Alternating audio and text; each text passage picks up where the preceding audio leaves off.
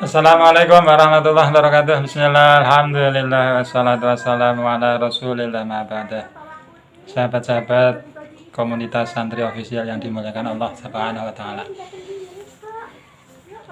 sampai materi yang ke-20 ya kali ini ya Ibu dan Bapak semuanya. Harusnya sampai materi 20 ini Ibu dan Bapak semuanya sudah ya paling tidak 25% lah ya, 20% bagi yang langsung action, bagi yang langsung mengerjakan tip-tip atau tugas-tugas yang ada di dalam materi video saya. Namun ketika tidak action, tidak melaksanakan, tidak dilakukan, ya mungkin sampai saat ini belum menyimak video yang saat ini, video kali ini mungkin belum ada perubahan, belum ada pencerahan, belum ada progres perbaikan, baik itu perbaikan psikis, pikiran Ibu dan Bapak, ataupun perbaikan fisik, fisik Ibu dan Bapak semua. Namun saya yakin ketika yang menyimak video kali ini sudah action, sudah melakukan semua tahapan dari 1 sampai 19, itu saya yakin sudah lebih dari 25% terjadinya perbaikan, baik itu psikis ataupun fisik ya. Misalnya contoh materi 1, 2, 3 itu kan pikiran ya, 4 fisik, 5 vitamin. Nah, ketika vitaminnya ini Ibu dan Bapak semuanya tidak dijadikan satu pilihan, ya mungkin Ibu dan Bapak semuanya saat ini masih banyak ngeluh ya, masih banyak sensasi yang dirasakan.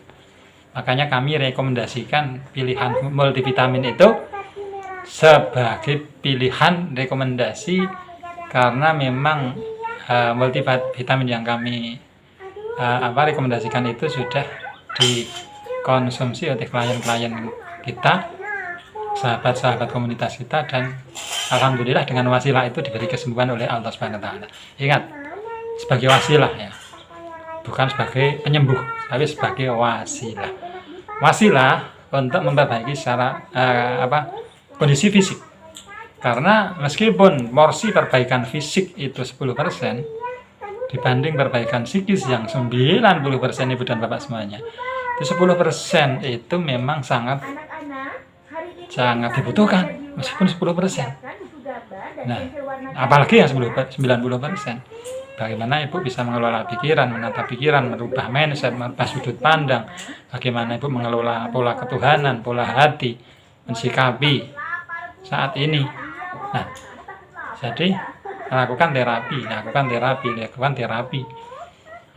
perbaikan pikiran diperbaiki, hati diperbaiki, kemudian ibadah diperbaiki, apapun agamanya, baik agama Islam ataupun non Islam, Kristen, Katolik, Hindu, Buddha, ibadah diperbaiki. Nah, jadi tidak ada kesembuhan yang hakiki, itu adalah kecuali satu perubahan pola pikir, perubahan pola hati, perubahan pola ketuhanan, dan perubahan pola kehidupan, perubahan pola makan, perubahan pola ibadah dan lain sebagainya. Semuanya harus dirubah, diperbaiki. Ya sudah baik, ditambah, dijadikan lebih baik lagi. Itu ya Ibu dan Bapak semuanya. Nah, pada kesempatan kali ini saya juga mau studi kasus lagi. Ini saya studi kasusnya Pak Didik ya, di Yogyakarta. Pak Didik Yogyakarta. Ini alhamdulillah sudah sembuh, sudah ke sawah lagi, sudah derep lagi. Nah, ini saya bacakan WA-nya. Kalau Pak Didik ini pernah ke tempat saya 2 kali ya Ibu dan Bapak semuanya. Jadi pernah saya bantu terapi langsung kalau Pak Didik. Nah, namun itu bukan ukuran ya Ibu dan Bapak semuanya. Ketemu langsung itu bukan ukuran. Ketemu langsung, datang ke rumah, ngobrol langsung pun ketika nggak action sama saja, nggak ada bedanya. Nggak ketemu, cuman nyimak video tapi action, itu alangkah lebih baik daripada daripada tiap hari ketemu tapi cuman tanya, ngeluh, nah, nggak ada gunanya. Simak video, action, lakukan. Apa yang harus dikonsumsi, konsumsi. Apa yang harus dibaca, apa yang harus dilakukan, lakukan. Terapi apa, lakukan. Nah, ini tanggal 22 Mei tahun 2021 ini Pak Didi ya. Assalamualaikum warahmatullahi wabarakatuh. Pak Didi ya. Saya balas, waalaikumsalam. Ini Pak Didi menuliskan bahwa beliau cerita bahwa saya adalah menderita GERD anxiety disorder psikosomatis, sudah berjalan 3 bulan. Awalnya sakit mata, darah tinggi, setelah 1 bulan sakit mata tidak sembuh. Dan bolak-balik ke dokter, akhirnya cemas berlebihan. Dan asam lambung 3 hari 3 malam, tidak bisa tidur dan minum obat tidur juga. Sampai sekarang mata blur, pakai kacamata sedikit membantu. Saya takut bepergian, kerumunan orang banyak. Kemarin aku agak enakan, terus aku coba untuk Jumatan di masjid. Langsung keringat bercucuran. Akhirnya saya sampai rumah cemas banget. Mata jadi tambah blur dan pedih kalau lagi kumat cemasnya. Asam lambung pun ikut naik. Kepala keliengan, telinga kalau tidur terasa gatal. Saya pengen terapi, takut di perjalanan dan bingung cari dana yang sudah habis-habisan untuk berobat kemana-mana. Saya dikasih video Pak Muhammad Munawir dari teman dari YouTube. Nah, ini justru dari temannya itu juga asam lambung, anxiety, ketakutan, kecemasan. Ngasih link video saya yang ada di YouTube itu. Kemudian beliau ngontak saya. Nah, ini yang ngasih video nggak datang ke saya, nggak kontak saya. Yang dikasih malah sekarang sudah sembuh. Yang ngasih video belum sembuh. Atas izin Allah ya. Jalan itu berliku. Dan ketika Allah menghendaki memang seperti itulah jalannya. Yang ngasih jalan insya Allah juga dapat pahala. Dapat kebaikan juga. Nah, namun saat ini dia malah belum sembuh. Atas izin Allah ya. Kemudian yang dikasih, ini Pak Didi ini cuma dikasih dari temannya. Alhamdulillah malah sudah sembuh. Semua atas izin Allah. Inilah satu proses perjalanan kesehatan seperti itu ya Ibu dan Bapak semuanya. Kadang cuman kalau bahasa Jawa itu nyampar nyandung istilahnya. Obat itu, kesembuhan itu, wasilah itu nyampar nyandung. Kadang ketemu di jalan, kadang ketemu ketika kena ketendang kaki. Itu ibaratnya kayak gitu gambarannya. Seperti Pak Didi ini, nyampar nyandung, dikasih teman malah beliau yang sudah sembuh duluan, alhamdulillah. Saya ingin tahu bagaimana menghadapi serangan panik yang berlebihan. Soalnya kalau dilawan semakin menjadi-jadi. Ya Ibu dan Bapak. Panik, cemas itu kalau dilawan, wah luar biasa. Semakin menghantam, semakin memukul, semakin menyerang. Itu panik ya. Cemas, panik kalau Ibu dan Bapak semuanya semakin lawan, itu rasanya semakin kuat. Makanya treatmentnya harus bagaimana? Harus diterima, justru diterima, dirasakan saja. Jangan dilawan. Kalau dilawan malah semakin berlebihan, semakin kuat hentakan cemasnya. Nah, semoga Bapak mau memberi solusi biar saya sembuh dari cemas berlebihan. Terima kasih.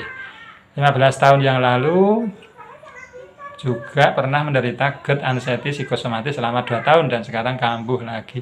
Jadi ini Pak Didi ini kambuhan ya. Kalau kambuh berarti pola pikir lama diulangi lagi. Pola hidup lama diulangi lagi.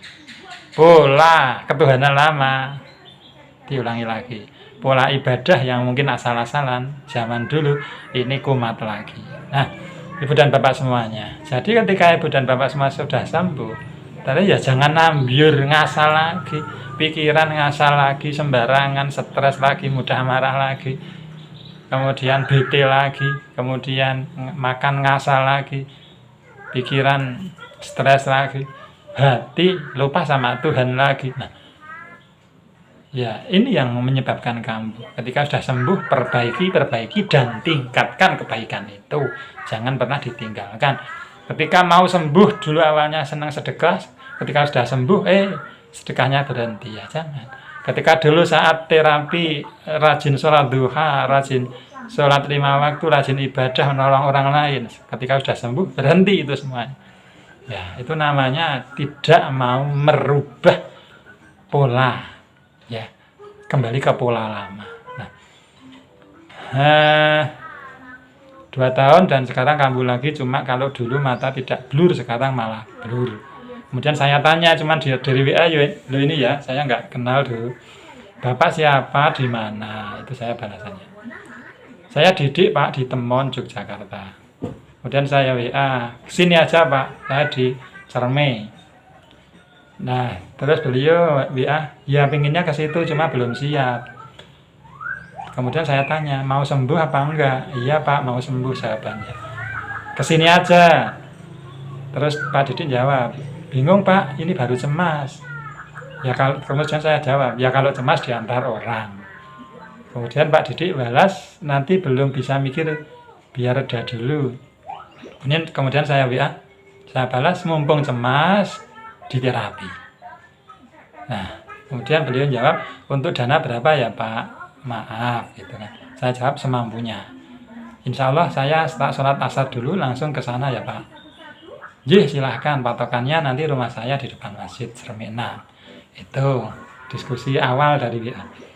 Kemudian tidak lama kemudian Pak Didik datang habis asar pertama ya ke rumah. Kemudian beliau tanya, ketika sudah saya bantu terapi, saya bantu menata pikirannya, saya kasih tahu gini-gini panjang lebar ya waktu itu, hampir 2 jam atau 1 jam lebih. Jadi 2 jam itu sama saja menyimak video, 3 video ya, atau 4 video sama saja. Dengar langsung sama dengar video sama saja sebenarnya. Ini tadi tanggal 22 Mei, ini masih tanggal 22 Mei. Kemudian beliau bertanya, Pak, yang detok herbal itu harganya berapa? Detok herbalnya, sama ya. Detok herbal itu yang kayak zaitun, itu detok herbal. Dan vitamin lambung, sama madu ini ya. Dan bekatul beras merah. Kemudian setelah berapa waktu, ini beliau mulai konsumsi juga vitamin lambungnya. Kemudian sama madunya juga dan bekatul beras merah. Nah, beliau ambil paket 4 macam paket komplit ya. Kemudian beliau mengambil yang paket komplit itu. Kemudian ini tanggal 24 Mei 2021 masih besok saya sowan Pak. Oh ya, hari Rabu kira-kira. Nah, ini tanggal 24, kemudian tanggal 26 beliau datang ke rumah saya, OTW ya Pak, ya. Kemudian setelah akhir bulan yaitu tanggal 26, beliau sudah mulai konsumsi bekatul, detok, kemudian juga madu asma yang sudah diruqyah, dan juga vitamin lambungnya. Kemudian tanggal 2 Juni 2021 saya tanya, gimana Pak perkembangan sekarang? Alhamdulillah udah agak membaik, cuma kalau di keramaian masih sedikit nervous. Ini tanggal 2 Juni ya, dari awal tadi tanggal 22 Juni. Nah, tanggal 2 Juni, gimana perkembangan sekarang Pak? Beliau sudah datang ke tempat saya ini 2 kali. Dan saya bantu terapi dan saya arahkan mengolah pikirannya seperti apa. Tanggal 2 Juni alhamdulillah beliau ngabari, saya tanya kan, alhamdulillah udah agak membaik, cuma kalau keramaian masih sedikit nervous. Kondisi lambung sudah membaik, tapi pikiran masih nervous ketika banyak orang atau di keramaian. Dan saya jawab, balas, nggak apa-apa Pak, bikin es batu belum? Jadi ada terapi es batu namanya ya, terapi pegang es batu. Tapi jangan dicoba-coba ya Ibu dan Bapak semuanya. Terapi pegang es batu ini dilakukan ketika Ibu dan Bapak semuanya sudah konsumsi ramuan dari kami ya. Nanti kalau misalnya belum konsumsi ramuan yang dibutuhkan, nanti bisa geliang muntah-muntah. Karena terapi pegang es batu itu memang terapi untuk menyeimbangkan sistem tubuh dan menyeimbangkan asam lambung di dalam di dalam pencernaan itu atau dalam lambung itu. Pas saya dulu mempraktekkan terapi es batu ini, pertama itu saya pegang 5 kali pegang, ya itu saya keringat dingin kayak mau pingsan. Dulu saya pakai terapi pegang es batu ini. Jadi tekniknya bagaimana? Nah, besok kalau memang ibu dan bapak semuanya sudah konsumsi dan mempraktekkan terapi es batu ini, japri saya, atau besok ada materi khusus untuk yang sudah konsumsi ramuan dari kita. Itu nanti kita bantu bagaimana teknik terapi es batu ini. Karena ada kombinasi bersamaan megang es batu itu ada meditasinya, ada zikirnya, ada pernafasannya. Jadi nggak cuma sekedar pegang ini enggak, tapi ada teknik terapinya, rangkaiannya. Beliau jawab sudah. Kemudian saya jawab lagi, ya Pak, sama sekalian terapi pernafasan es ya. Hari pertama 5 kali pegang dan seterusnya. Ini tekniknya. Kemudian dia menjawab, Pak Didi menjawab, "Nggih, Pak. Yang mata kok lama ya, Pak, sembuhnya masih terasa pedes kering. Kalau kena angin itu terasa kayak masuk ke mata anginnya anyes sepet." Nah, apa-apa, Pak. Itu proses pengisian nutrisi dan perbaikan. Oke, makasih. Nah, tanggal 13 Juni saya kasih info, saya kasih motivasi pikiran, memperbaiki pikiran.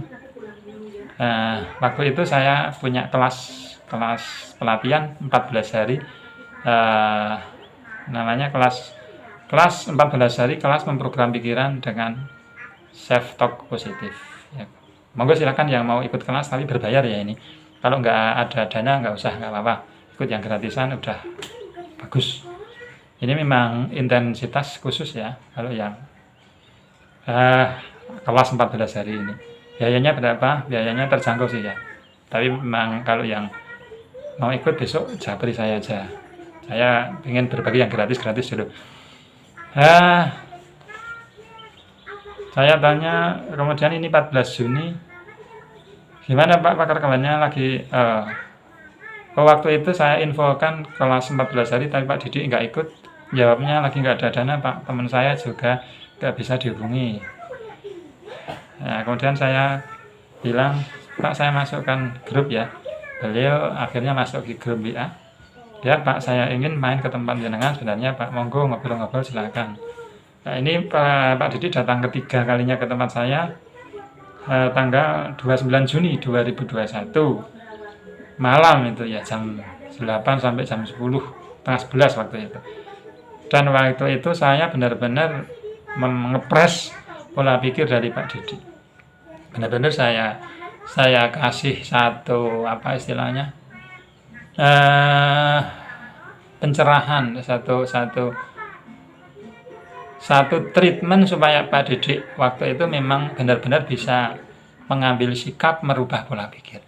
Waktu itu saya menggambarkan kondisi Pak Didi yang masih pikirannya masih cemas, takut dan sebagainya. Saya gambarkan itu adalah kalau gelombang radio itu namanya gelombang radio SW. Waktu zaman dulu kan ada gelombang radio namanya SW, SW1, SW2. Nah, ketika Pak Didi itu ada getaran-getaran sinyal-sinyal, misalnya berita negatif, kabar orang meninggal dunia, kabar orang sakit, ya kan, kemudian takut di perjalanan ke masjid, banyak orang juga akhirnya panik. Di situ saya gambarkan Pak Didi itu berada di dalam gelombang radio SW. Akhirnya channel-channel atau frekuensi gelombang yang sama-sama SW itu adalah nanti akan menginformasikan frekuensi ini ke Pak Didi. Jadi ketika Pak Didi mau pindah lokasi atau mau pindah gelombang sehingga getaran-getaran negatif ini nanti tidak bisa menginduksi atau mempengaruhi Pak Didi, ya Pak Didi harus ganti channel. Ganti channelnya kemana? Ke gelombang radio yang FM. Nah, ketika di Ibu dan Bapak semuanya atau Pak Didi itu masih sama-sama di gelombang SW, ya kan? Ketika ada pancaran informasi berita negatif di mana saya asumsikan berita-berita negatif, berita orang sakit meninggal dunia, berita COVID dan lain sebagainya adalah pancaran berita dari gelombang SW. Nah, sementara ketika sinyal atau gelombang radio DSW itu tidak akan mungkin bisa menyentuh gelombang radio di frekuensi yang FM. Nah, makanya waktu itu Pak Didik saya arahkan, Pak Didik, kalau Pak Didik mau terhindar dari rasa cemas, dari rasa panik dan lain sebagainya, Pak Didik harus pindah gelombang. Pindah gelombang ke apa? Ke channel FM. Di mana channel FM ini adalah gelombang-gelombang energi positif, berita positif, sudut pandang positif, menggembirakan, membahagiakan. Sementara gelombang SW di sini adalah berita sinyalnya jelek, kresek-kresek, buruk, ya kan? Sinyalnya buruk, nggak jelas. Berarti asumsinya, saya asumsikan ini adalah berita negatif, berita orang meninggal dunia takut, kabar orang sakit takut, melihat berita di TV takut, berita COVID takut, panik takut, dan lain sebagainya. Perut begah, kembung takut, kepala keliangan takut, dan lain sebagainya. Ini adalah pancaran-pancaran di gelombang radio SW1 atau SW2.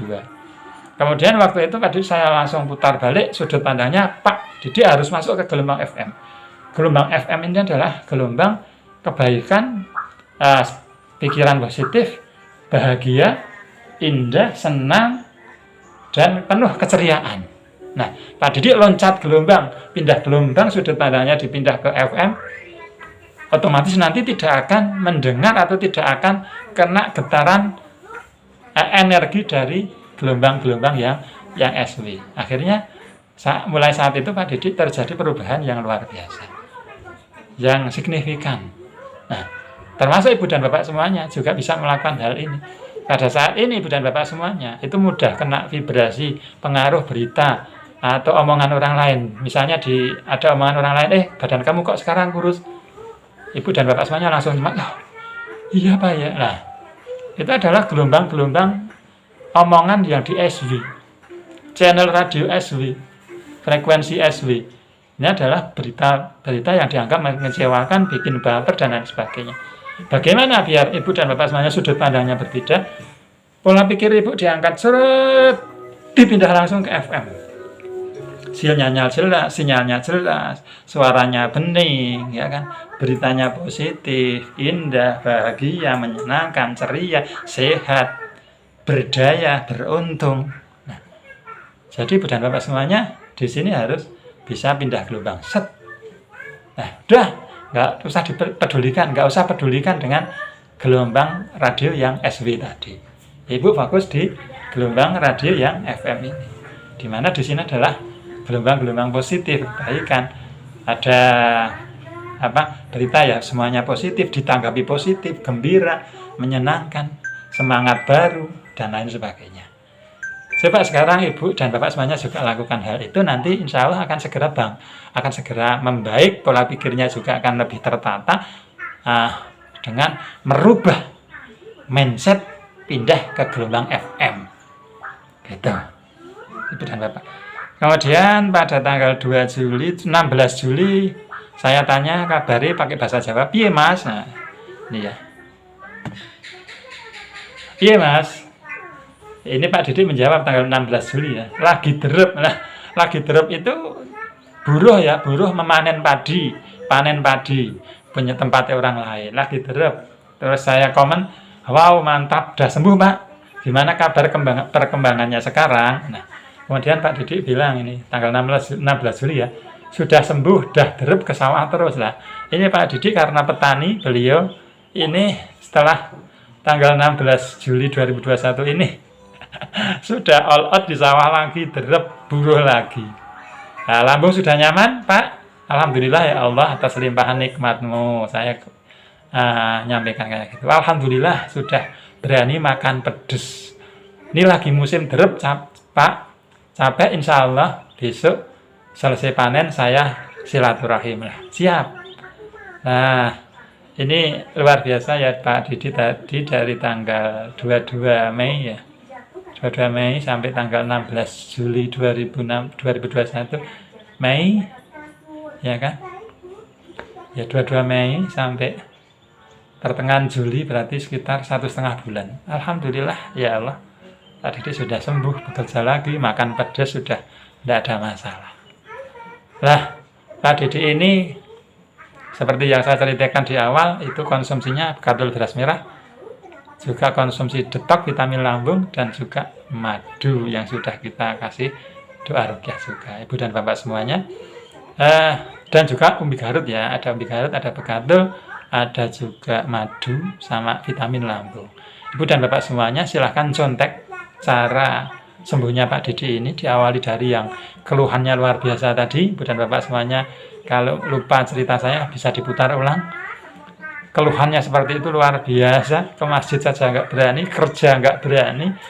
Dalam waktu sekitar 45 hari dari tanggal 22 Mei 2021 sampai 16 Juli 2021, Pak Didi, Masya Allah, Subhanallah, sudah action, kerja di sawah lagi, bekerja lagi untuk keluarga, kemudian makannya sudah berani pedas, lambungnya aman, Alhamdulillah.